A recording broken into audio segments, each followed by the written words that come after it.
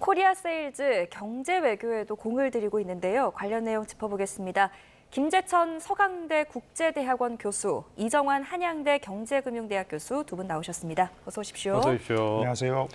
자, 먼저 조금 전에 들어온 소식부터 살펴보도록 할까요? 오늘도 여러 일정들을 소화를 했는데 조금 전에는 이재명 대통령과 스콧 베선트 재무장관이 만났다라는 소식이 전해졌거든요. 네. 지금 후속 협의가 계속 좀 잘 진척이 안 된다 이런 평가가 나오고 있지 않습니까? 이렇게 만난 거에 대해서 어떻게 보십니까? 네, 이 후속 협상이 사실 난항을 겪고 있었는데 일정에 없었죠. 어떻게 보면은 비밀리에 좀 진행이 된 면담이었던 것 같은데 사실 이렇게 지금 좀 그 구도가 돼 있는 것 같아요. 이 스콧 베센트 재무장관은 투자 구조나 뭐 금융 이쪽을 지금 맡고 있고, 이 러트닉 상무장관은 뭐 관세라든지 무역 협정 쪽을 맡고 있는데 사실 우리가 지금 난항을 겪고 있는 것이 이 투자 구조에 대한 어떤 그런 해법이 잘 나오지 않고 있기 때문이잖아요. 이제 그런 측면에서 의미가 있는 것 같고, 그리고 역할 분담이 있어요. 이 트럼프 대통령도 얘기를 갖다 했는데 이 러트닉은 굉장히 거칠고 좀 싸움닭 같은 말이 조금 앞서는 사람입니다. 성격도 굉장히 급하고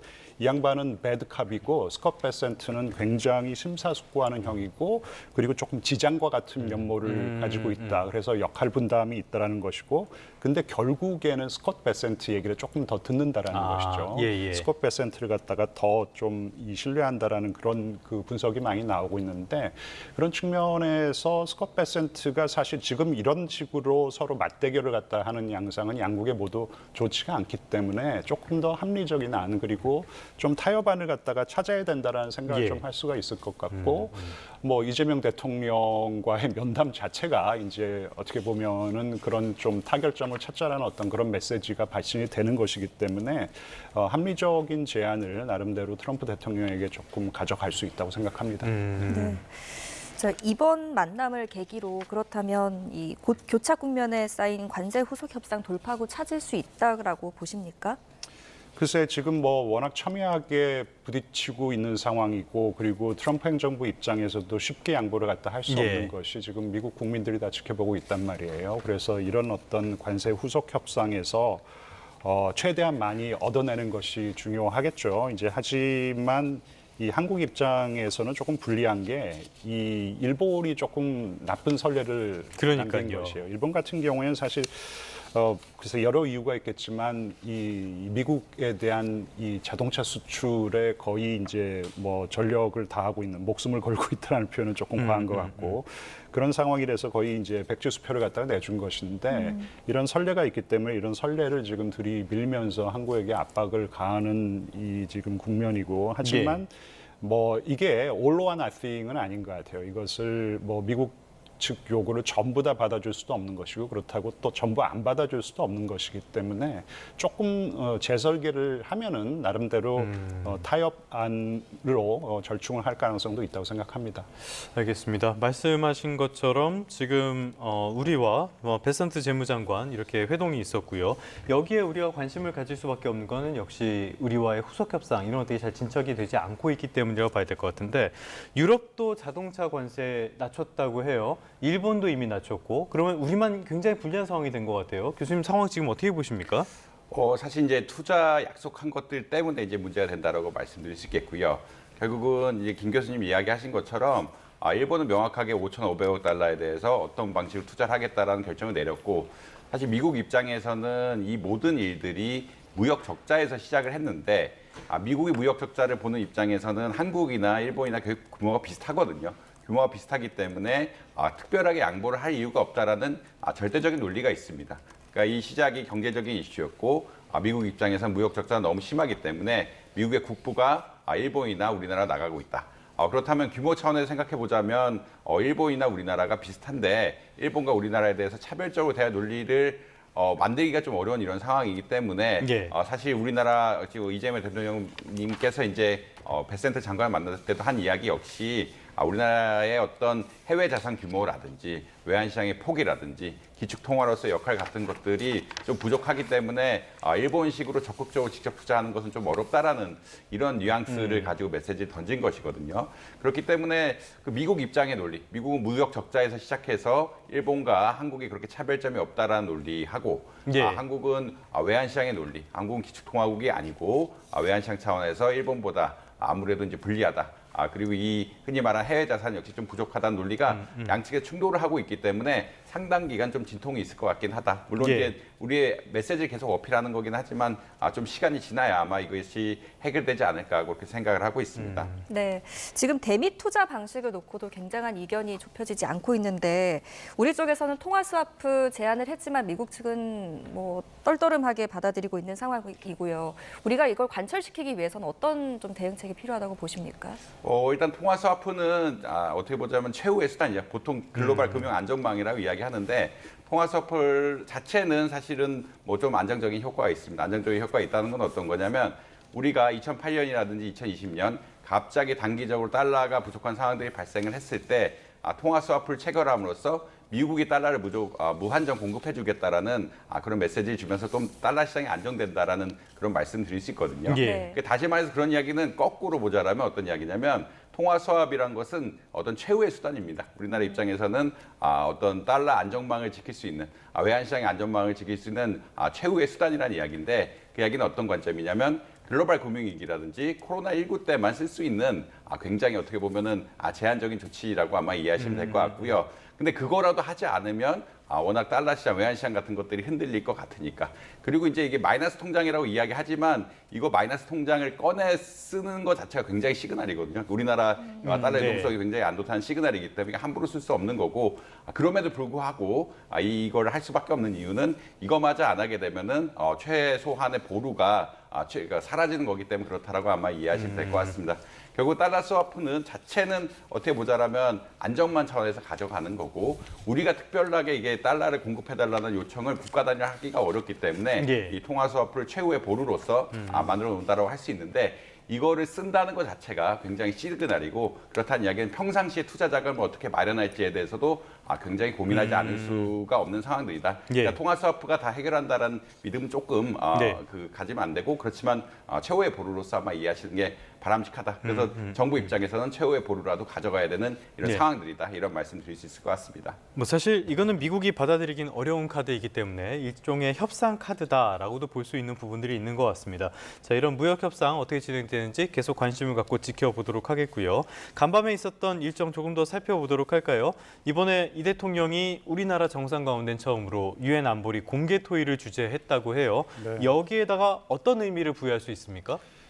이게 이제 그 유엔 안보리 상임 이사국이 5개 국가가 있지 예. 않습니까? 네. 근데 이제 2년 임기로 비상임 이사국을 10개 국가를 임명합니다. 그래서 15개 국가가 이제 이사를 맡는 이제 그런 체제로 가는 것이죠. 그러면은 예. 회의를 열 때는 그 15개 국가가 의장국을 갖다가 번갈아 가면서 맡게 되어 있어요.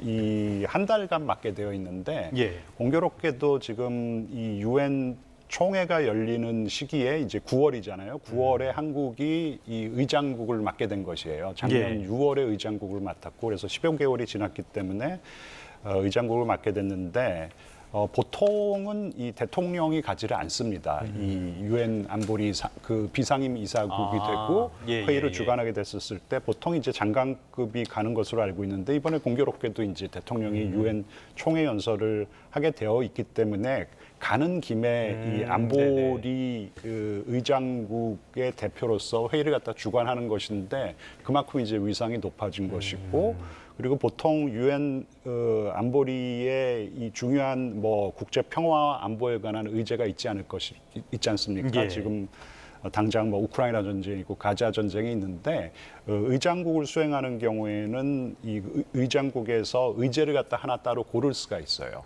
그래서 그 의제를 이번에 AI로 잡았던 것 같습니다. 예, 예. 네. AI 이야기를 하셔서요. AI 의제 이야기하면서 AI라는 호랑이를 K-팝 데몬 헌터스의 더피에 비유하기도 했는데 이런 비유법은 어떻게 보셨습니까?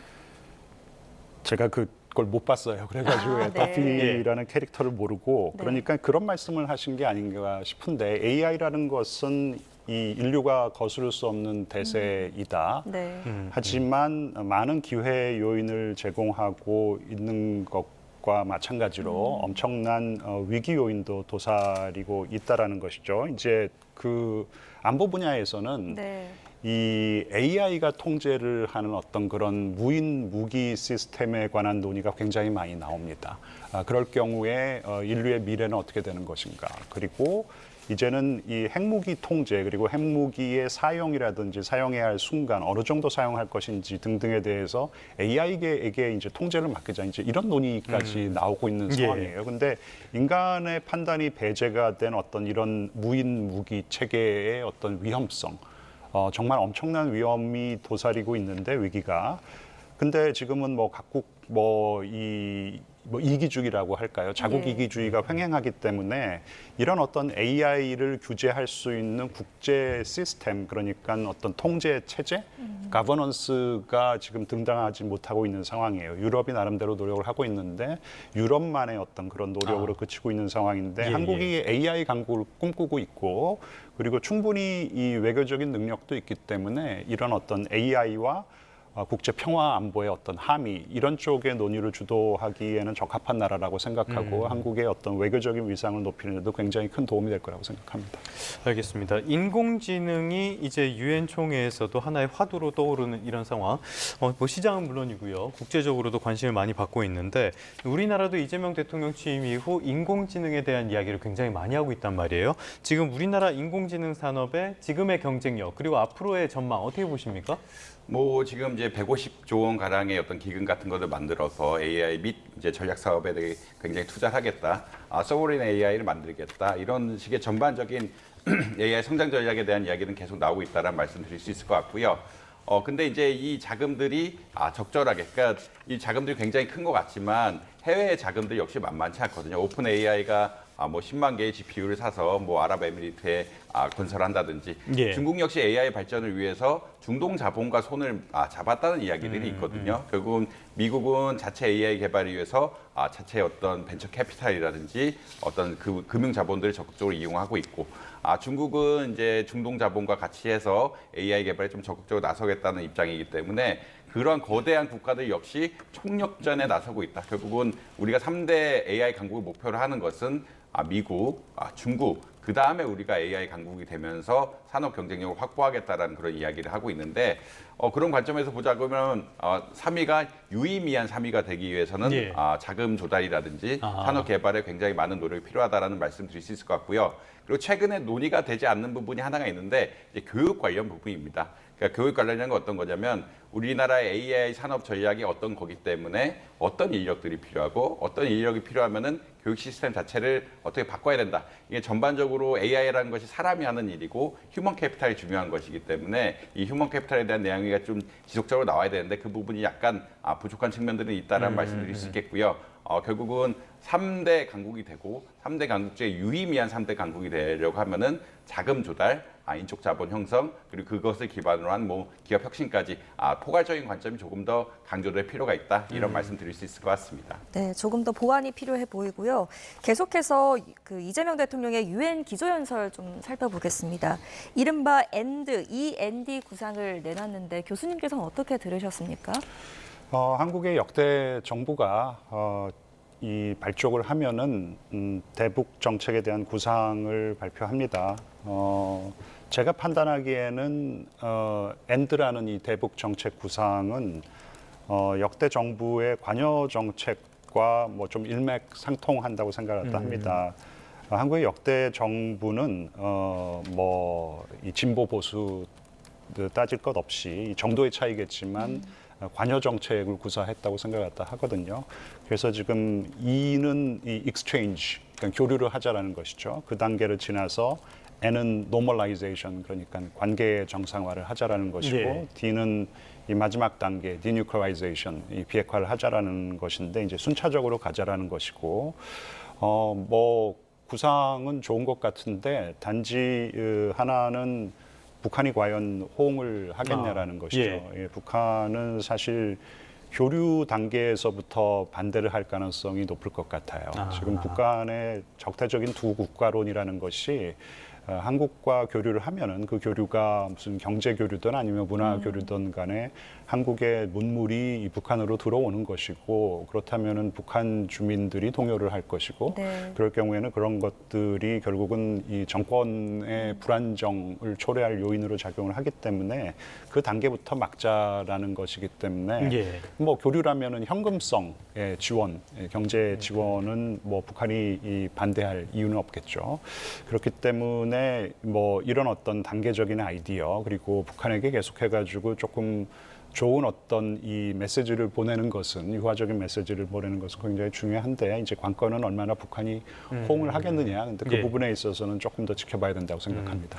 일단 북한 쪽에서 나오는 메시지는 이 연설 전이었습니다만 우리에게 그렇게 좋은 메시지는 아닌 것 같고요. 네네. 또 일각에서는 이게 자칫 북핵을 용인하게 될 가능성도 있다. 이런 위험성도 내포한 게 아니냐 이런 평가도 나오거든요. 여기에 대해서 교수님은 어떻게 보십니까? 일단 지금 북한과의 어느 정도 의미 있는 대화를 촉진시키기 위해서 좀 비핵화 담론을 굉장히 뒤로 조금 밀어놓은 예. 부분이 있는 것이죠.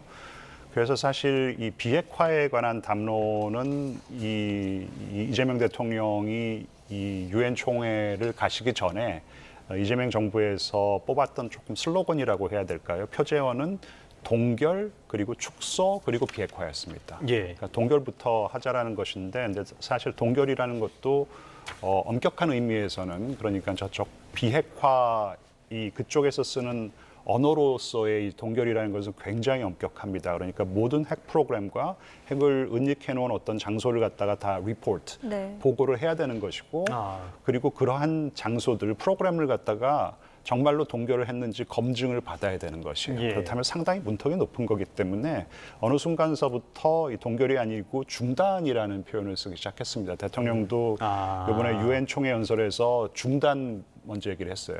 중단, 축소, 비핵화라고 얘기를 했는데 중단이라는 것은 나름대로 쉽죠. 왜냐하면 지금 도발을 중단하는 것이 될 수도 있는 것이고 지금 핵 프로그램 가동하는 것들을 그냥 중단하는 것이 될 수가 있는 것이에요. 거기에 대한 뭐 보고라든지 검증의 의미가 반드시 따르는 것도 아니고 사실 2018년 북미 대화가 이런 식으로 이제 좀 촉발이 됐거든요. 북한이 본인들의 어떤 도발과 그리고 이제 핵 미사일 프로그램의 모라토리엄을 선언을 했던 것이에요. 그래서 그런 방법으로 조금 돌아가 보자라는 것 같아요. 그러니까 문턱을 갖다 굉장히 낮춰준 것이죠, 사실. 네, 예, 예. 동결이 아니라 지금 중단이라고 얘기를 한 것은 문턱을 굉장히 낮춰준 것이기 때문에 이 정도면 이제 좀 한번 들어와 이제 이런 것인데, 근데 이제 북한의 전략적인 어떤 입지라는 것이 너무 강화가 됐어요. 요즘 뭐 신냉전 얘기를 많이 하잖아요. 진영화의 구도에 있어서 나름대로 미국이 그렇게 필요하지도 않고 중국과 러시아가 지금 뒤를 봐주고 있기 때문에 지금 제가 보기에는 북한은 저 꼭대기 위에 올라가 가지고 지금 협상을 하고 싶어 합니다. 그러니까 비핵화에 뭐 비읍자만 나오더라도 핵과 관련된 어떤 얘기가 나와도 이 대화에 나올 용의가 없기 때문에 지금은 좋은 아이디어를 내는 것이 일단은 중요하고, 하지만 일단 북한과의 대화를 위한 대화를 하기 위해서 비핵화이라는 얘기를 갖다가 아예 꺼내지도 못하면은 실질적으로 북한의 이 핵보유국임을 좀 국제사회에서 인정해 주는 것이 되고, 이제 그런 상황이 정말로 오래 지속된다면은 북한은 핵보유 국가로 인정을 받는 것이고 그렇게 행동할 가능성이 높아지는 것이죠. 네. 지금 북한이 원하는 것 중에 또 하나는 대북 제재 해제하는 거잖아요. 근데 이게 현실적으로 좀 쉽지 않은 문제 아닙니까?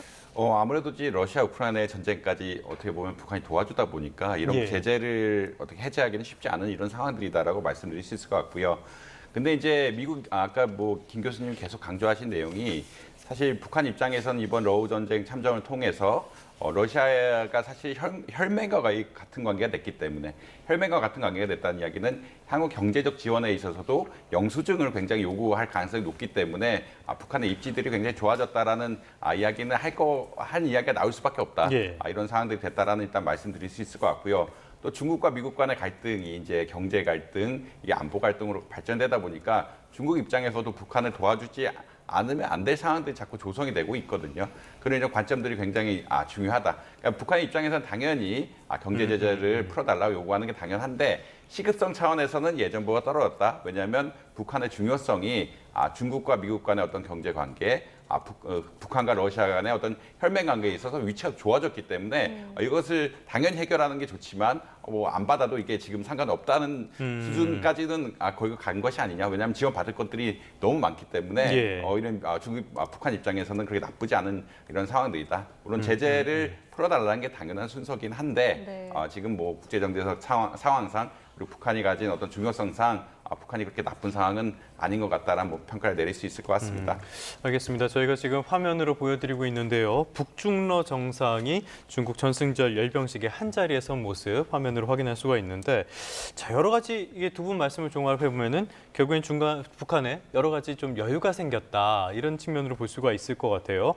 트럼프는 만나자고 하고, 그런데 김정은은 지금 비핵화를 아예 전제하지 않는다면 만날 수 있다. 이거는 안 만나겠다는 얘기로 봐야 되는 겁니까?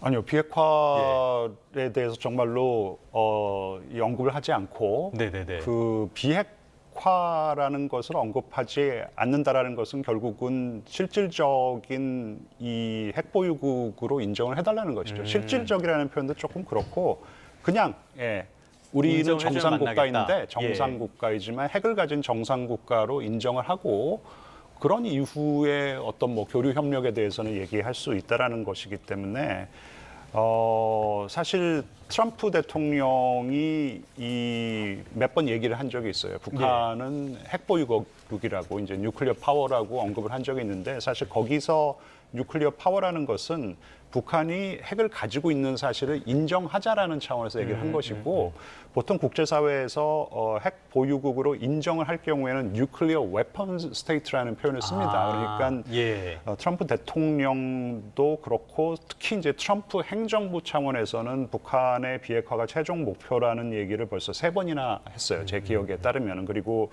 유엔 총회를 앞두고 한미일 이 외교장관이 회동을 하고 공동선언문이 나왔는데 거기에 이제 북한의 비핵화를 최종 목표로 한다라는 것을 굉장히 강력한 언어를 동원해가지고 이렇게 이 명시를 해놨습니다. 이제 그런 상황에서 트럼프 행정부, 트럼프 대통령도 이번에 유엔 총회에서 북한에 대한 얘기를 갖다 전혀 하지 않은 것은 지금 북한의 비핵화라는 것이 트럼프 행정부의 당면 목표인데도 지금 거기에 대한 어떤 언급을 전혀 하지 않고 김정은이 요구하는 대로 북미 정상회담을 재개하기에는 조금 정치적인 부담이 있는 것이죠. 네.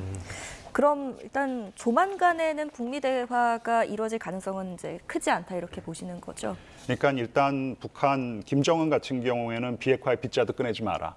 하지만 트럼프 행정부의 공식적인 입장은 트럼프 대통령이 뭘 생각하는지는 잘은 모르겠어요. 하지만 트럼프 행정부의 공식적인 입장은 여러 번 확인이 됐는데 비핵화라는 것이 공식적인 목표다. 이제 이런 거거든요. 그래서 이 간극을 어떻게 좁힐 수가 있는지가 북미 대화가 조만간 재개가 될지 아닐지를 좀 가늠하는 데 있어서 관건으로 작용할 것 같습니다. 네.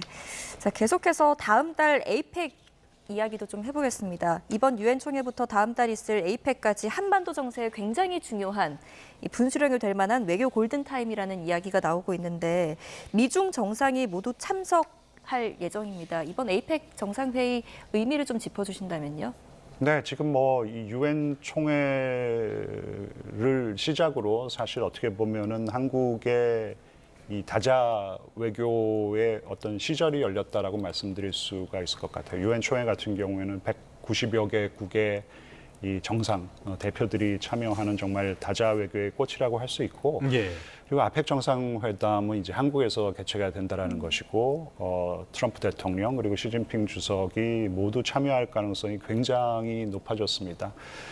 양 정상이 어떻게 보면 이제 한 7년 만에 처음 만나는 것이고, 그리고 미중 갈등이 지금 약간 조금 뭔가 이 좀 호전되는 그런 국면이란 말이에요. 그러니까 이 틱톡 같은 경우에는 미국의 요구를 중국이 좀 들어주고, 하지만 이 미국의 기술 통제, 특히 이제 반도체에 대한 기술 통제는 미국이 조금 좀 느슨하게 가져가려는 어떤 그런 모양새를 보이고, 그리고 이제 대만 문제에 대해서도 미국이 조금 양보하는 모양새를 갖다 보였어요. 이제 이런 상황에서 실질적으로 양국이 이 관세 협상의 유예가 이제 11월 10일까지 지금 유예가 네. 되어 있는 것으로 알고 있는데 그 이전에 뭔가 큰 타협안을 이 아펙, 이 경주 아펙 그 정상회담을 계기로 양 정상이 만나가지고 뭔가 조금 나름대로 타협점을 찾을 수 있을 것 같은데 한국은 지금 가교 역할을 주장하고 있죠. 이재명 정부가 한국이 가교 역할을 하겠다고 하는데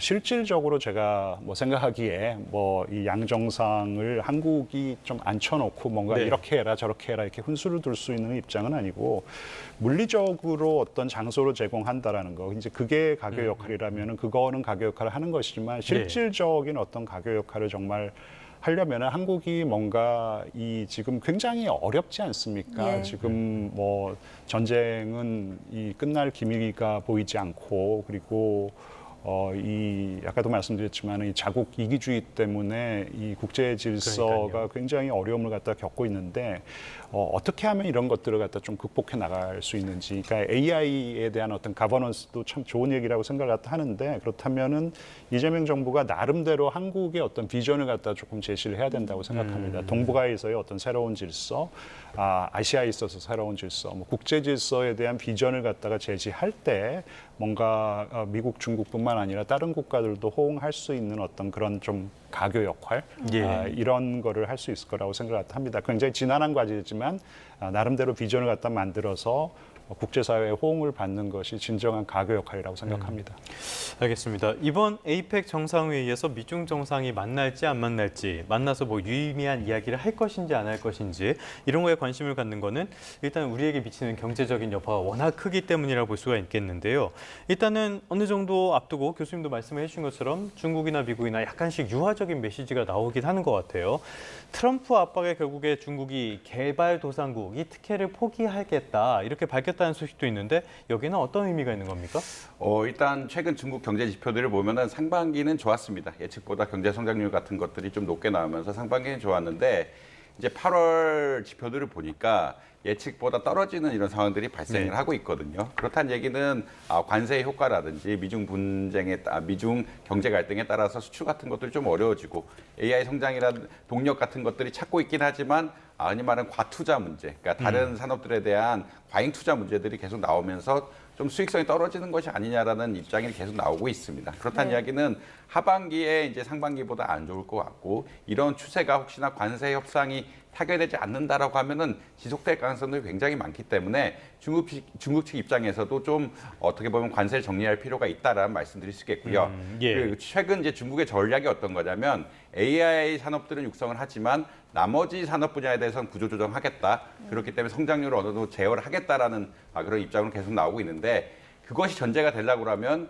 이제 수출 같은 것들이 원활하게 이루어져야 되는. 그러니까 이제 잘하는 기업들을 남기겠다는 이야기인데 잘하는 기업을 남겨서 수출이 안 되면 또 그거 역시 과잉 투자가 되는 거거든요. 그렇기 때문에 이 에이펙 즈음을 해서 이제 관세 협상을 타결하고 수출에 대해서 원활하게 가야 되는 게 중국 입장이라고 보시면 될 것 같고 그렇기 때문에 WTO의 어떤 150개의 어떤 개발도상국이 혜택, 관세 차원의 혜택이라든지 여러 가지 혜택들이 있는데 WTO가 이제 자유무역 체계를 지향하면서 전반적으로 무역에 대한 장벽을 내리자라고 하고 있지만 아무래도 선진국과 개발도상국 간의 차이가 있기 때문에 개발도상국에 대해서 좀 혜택을 준 것들이 있었고 그건 사실 중국이 가지고 있었던 상황인데 그것을 배제하고 이제 어떻게 보면 관세 협상에 적극적으로 나서겠다는 좀 메시지를 보이고 있다라고 아마 이해하시면 될 것 같습니다. 그것의 기반은 아까 말씀드린 대로 중국의 경제 상황, 하반기가 생각보다 안 좋을 수 있다. 그리고 이제 중국이 해야 되는 과제들, 결국은 일반 제조업 분야는 AI는 성장시키지만 일반 제조업 분야는 구조조정을 해야 되는 이런 상황들이 맞물려 있다라는 이런 말씀드릴 수 있을 것 같습니다. 알겠습니다. 그렇다면 교수님께서 보시기에는 미국과 중국 양쪽이 조만간 유의미한 진전을 발표할 가능성 어떻게 보십니까? 상당히 높다라고 이야기할 수 있겠고요. 이미 트럼프 대통령이 지금 발언을 계속하고 있죠. 무역 협상이 진전이 잘 되고 있다. 에이펙에 가서 만나겠다는 입장 자체가 굉장히 큰 시그널이다라고 아마 이해하시면 될 것 같습니다. 이게 협상이 잘 진행되고 있지 않거나 어떻게 보면 협상이 지지부진하고 미국 쪽에 우호적으로 해석될 수 있는 상황들이 나오지 않는다 그러면 대통령 입에서 이런 이야기가 나오기 쉽지 않거든요. 어느 나라 대통령 입장에서 마찬가지고 이런 것 자체가 협상 자체가 좀 원활하게 가고 있는 이런 상황이 되고 있다. 이런 것에 대한 시사점이다. 그리고 이것이 미국의 이해관계랑 중국의 이해관계가 다 맞는 상황이다. 이런 것들을 지적하고 싶습니다. 네, 알겠습니다. 오늘 여기까지 듣겠습니다. 김재천 서강대 국제대학원 교수, 이정환 한양대 경제금융대학 교수 함께했습니다. 잘 들었습니다. 고맙습니다. 감사합니다.